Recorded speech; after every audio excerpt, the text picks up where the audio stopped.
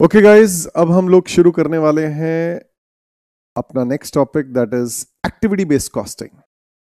Guys, activity based costing का जो system आया वो आया जब कंप्यूटर्स आ गए, जब इंफॉर्मेशन टेक्नोलॉजी आ गया और इंफॉर्मेशन प्रोसेसिंग आसान हो गई।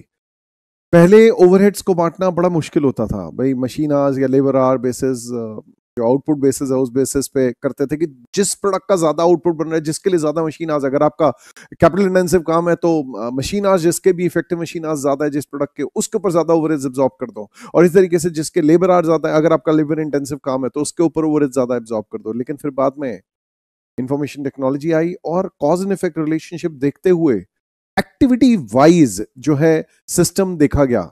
और एक्टिविटी वाइज सिस्टम देखने में कि भाई अपने बिजनेस की मेजर एक्टिविटीज आइडेंटिफाई करो। जैसे फॉर एग्जांपल कोई भी प्रोडक्शन करती है एंटिटी, मैन्युफैक्चरिंग एंटिटी है, वो क्या कर रही है, इमेजिन करो।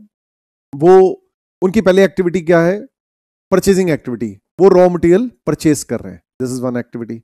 देन फिर रॉ मटेरियल्स को स्टोर कर रहे हैं, स्टोरिंग एक्टिविटी।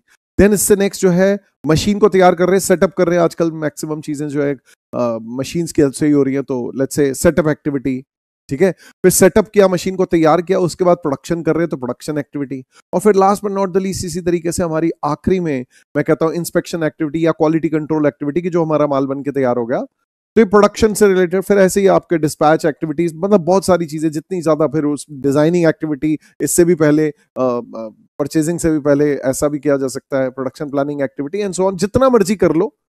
तो आप क्या करो, अपने बिजनेस को की मेजर एक्टिविटीज आइडेंटिफाई करो और एक्टिविटी के कॉस्ट पूल्स बनाओ, और उसके बेसिस पे फिर आप जो है अपने कॉस्ट को बांटो अलग अलग प्रोडक्ट्स में, अलग अलग जॉब्स में, कॉन्ट्रैक्ट्स में, सर्विसेज में, बैचेस में, इवन कस्टमर्स में।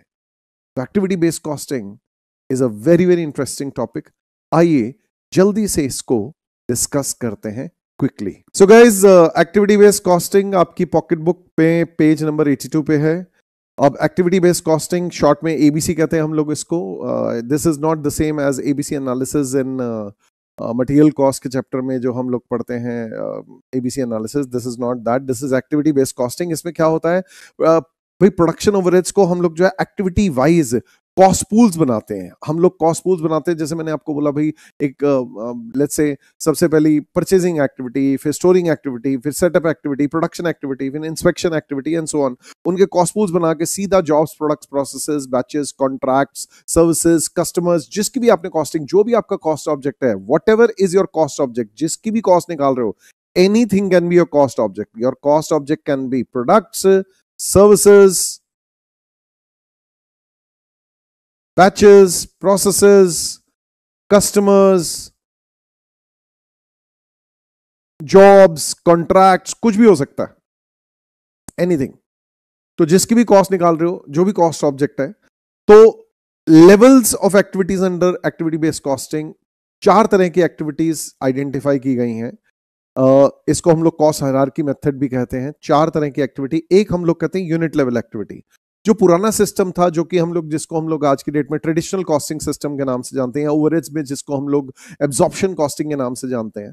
तो वो जो है वो ये फंडामेंटल मान के चलता है कि भाई जिसके भी ज्यादा यूनिट्स प्रोड्यूस होंगी, जिस भी प्रोडक्ट की ज्यादा यूनिट्स प्रोड्यूस होंगी, उस पर ज्यादा ओवरहेड्स एब्जॉर्ब होने चाहिए। तो ये कहते हैं भाई ऐसे भी कुछ खर्चे होंगे आप मशीन से रिलेटेड, जैसे for example the more the production, the more the let's talk about motive power या पावर फॉर प्रोडक्शन पर्पसेस, जो मशीन को ऑपरेट करने का, या repair and maintenance, the more you operate the machine, the more the repair and maintenance of the machine and so on and so fourth. तो ये हम लोग क्या कहते हैं, it occurs every time a unit is produced. The more the units are produced, the more the repair and maintenance, the more the power, the more the repair and maintenance, the depreciation, whatever you में से। तो हम machine से related खर्चे, जैसे अगर आपका capital intensive काम है तो इनको हम लोग जो है यूनिट लेवल एक्टिविटीज कहते हैं। इसी तरीके से आपके अगर लेट्स से लेबर इंटेंसिव काम है, मैनुअल लेबर काम कर रही है, तो उसको भी हम लोग जो है we take it into consideration कि चलो that is also unit level activity, कि भाई जो हम प्रोडक्शन एक्टिविटी जिसे हम लोग कहते हैं। देन इसके बाद बैच लेवल एक्टिविटी। अब एक साथ एक सारी बहुत सारी गुड जो है मंगा रहे हैं, that is a batch, order जो प्लेस कर रहे हैं। फिर एक साथ बहुत सारी जो आउटपुट है उसको इंस्पेक्ट कर रहे हैं, इंस्पेक्शन, तो inspection activity, purchasing activity, batch, एक साथ खूब सारे गुड जो है हम लोग मंगवाते हैं रॉ मटेरियल, या डिस्पैच, एक साथ बहुत सारे डिस्पैच कर रहे हैं, एक साथ बहुत सारे क्यूसी क्वालिटी कंट्रोल या इंस्पेक्ट कर रहे हैं, तो occurs every time a group या batch of units is produced और परचेज। अब take an example again, setup, production setup. आप सेटअप कर रहे हो, ठीक है जी, मशीन को तैयार कर रहे हो। अब तैयार करोगे, इमेजिन करो आप जूस बनाने वाले हो, तो जूस बनाने वाले हो, तो जूस बनाने के लिए भैया सेटअप किया। अब एक साथ आप जो है 100 ग्लासेस जूस बना सकते हो, 50 ग्लासेस बना सकते हो, whatever as the case में भी। तो एवरी टाइम अ ग्रुप और बैच इज प्रोड्यूस्ड या परचेज्ड या inspected, whatever the cases, ठीक है, या whatever is the case कि बैच को प्रोड्यूस कर रहे हैं, परचेज कर रहे हैं, इंस्पेक्ट कर रहे हैं, डिस्पैच कर रहे हैं, वट एवर, तो ये बैच लेवल एक्टिविटीज ये हो गई, ठीक है जी। देन तीसरी नंबर आपकी आती है activity that is product level. अब ये क्या है, ये प्रोडक्ट को यूनिट से मत लिंक करना।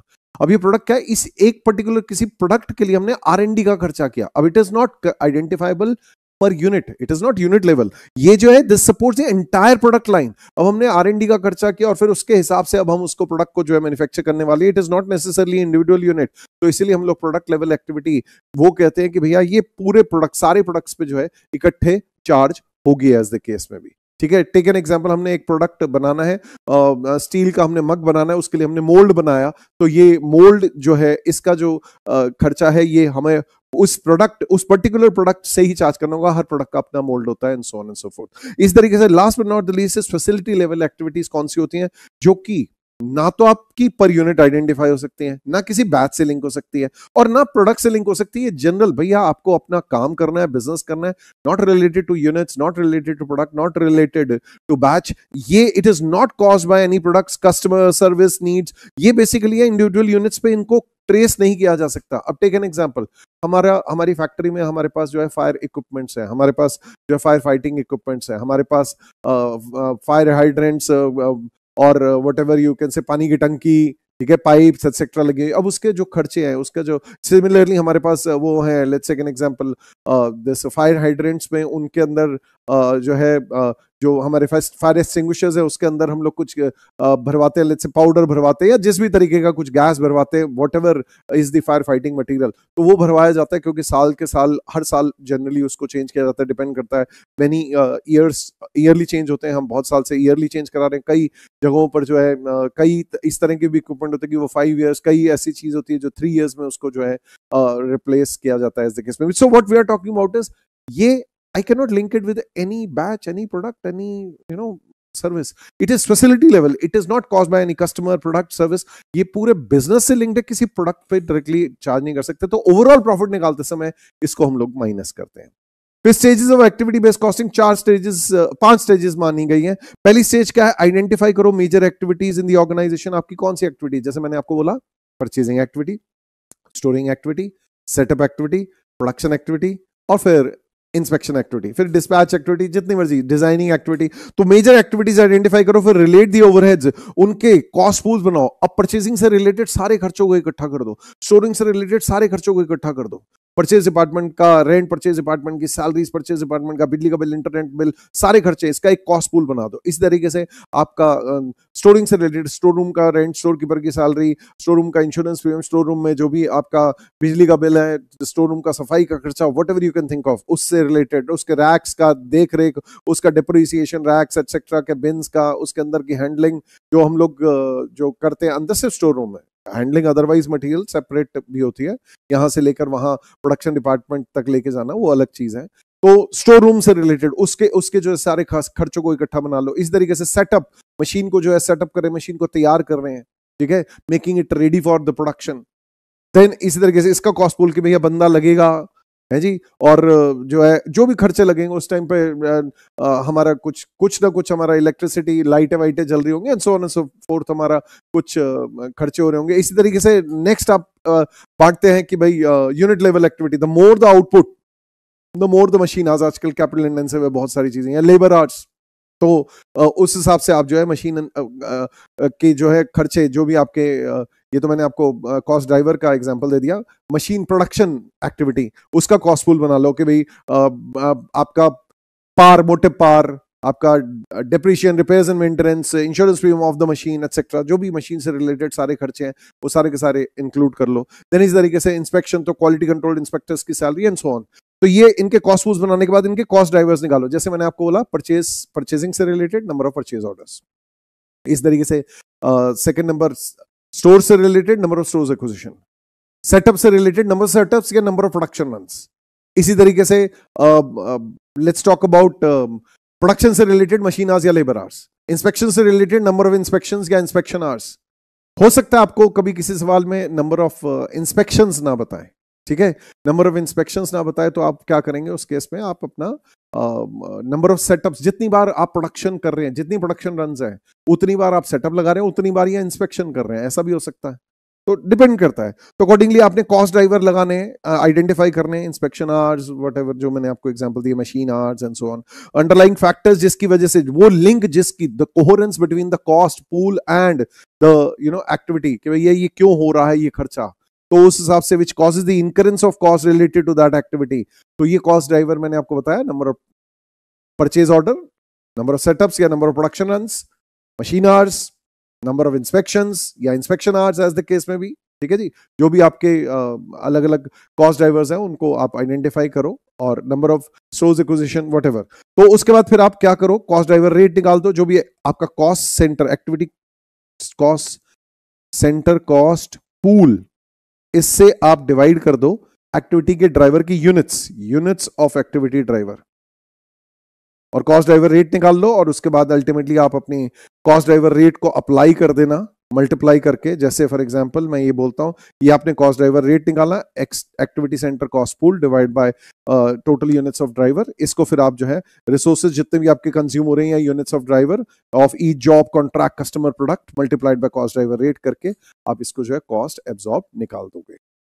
अब बारी आती है, कुछ एग्जांपल्स हैं आपको पता होने चाहिए भाई, कुछ let's second example case base MCQ में आ जाए, अदरवाइज कुछ भी किसी तरह के क्वेश्चन, मल्टीपल चॉइस क्वेश्चन या मेन क्वेश्चन में भी आ जाए, आपको you should be aware of कि कौन से खर्चे का क्या कॉस्ट पूल हो सकता है, कौन सी एक्टिविटी का क्या कॉस्ट पूल हो सकता है। जैसे परचेजिंग का परचेज ऑर्डर सबसे फेवरेट है, इस तरीके से स्टोरिंग का स्टोर्स एक्विजिशन सबसे फेवरेट है, रिसर्च एंड डेवलपमेंट का number of research personal hours for each product या प्रोजेक्ट, ये सबसे ज्यादा जो फेमस है, सबसे ज्यादा यूज होता है, उसका रिकॉर्ड रखना पड़ता है। कंप्यूटर्स, आजकल इंफॉर्मेशन टेक्नोलॉजी की वजह से ये सारी चीजें जो है मेंटेन कर पाना, ये रिकॉर्ड बना पाना, पहले पुराने जमाने में इस चीज के मैनुअल रिकॉर्ड, उसमें मिस अप्रोप्रिएशन, उसमें जो है गलत रिकॉर्डिंग बहुत ज्यादा होने के आसार होते थे। आज इंफॉर्मेशन टेक्नोलॉजी की वजह से बहुत सारी चीजें जो है बहुत स्ट्रीमलाइन हो गई हैं।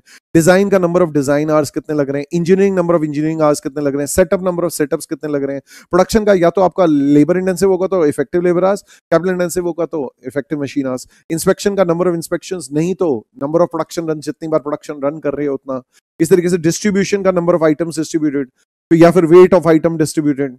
फिर इस तरीके से कस्टमर सर्विसेज का सर्विस कॉल्स कितनी की, हेलो सर क्या कर रहे हैं, may I help you and so on, are spent on servicing of the products, या फिर जो है इस द केस में भी उसको सर्विस कर रहे हैं। डिपेंड करता है ना किस तरह के प्रोडक्ट को आप बेच रहे हो। अब you need to give this support कि ओके सर ये कर लो, ये कर लो, ये कर लो, सिस्टम में ये गड़बड़ा, ऐसा कर लो, ऐसा कर लो, ऐसा कर लो, सेटअप कर लो, शट डाउन करके ऑन कर लो एंड सो ऑन। या फिर टेक अनदर एग्जांपल, अगर सर्विस वहां पे ही जाके सर्विस करने की जरूरत है, आर स्पेंट कि भाई ओके आपका इंटरनेट डाउन है, हम बंदा भेज रहे हैं, आएगा वो आके चेक करेगा, ओहो ये चीज गड़बड़ है। अकाउंटिंग कॉस्ट, तो नंबर ऑफ बिलिंग्स या number of cash receipts, number of cheque payments, reports issued, किसी भी बेसिस पे हो सकता है इस द केस पे भी। तो कॉस्ट ड्राइवर रेट निकाल के फिर आप जो है रिसोर्सेज कंज्यूम को मल्टीप्लाई करके कॉस्ट ड्राइवर रेट से आप कॉस्ट चार्ज कर दोगे जो भी आपका कॉस्ट ऑब्जेक्ट है उस पे।